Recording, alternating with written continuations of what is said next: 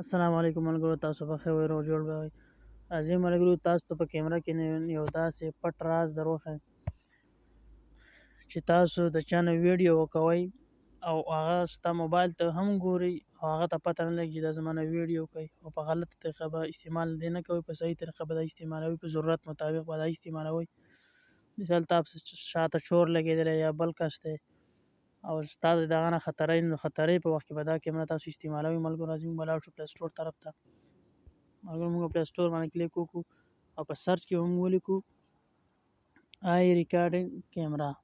ملګرو مخکې نه ما سرچ کړې دا کیمره دا ما انسټال کړې ده، تاسو به اوپن کړو. ملګرو په دې طریقه به دا کولاو شي. ملګرو تاسو په دې سور مین چې کوم دی سور هغه کیمرې دغه دې باندې تاسو کلیک وکړئ او تاسو سره ویډیو شروع کړئ. ملګرو په دې طریقه باندې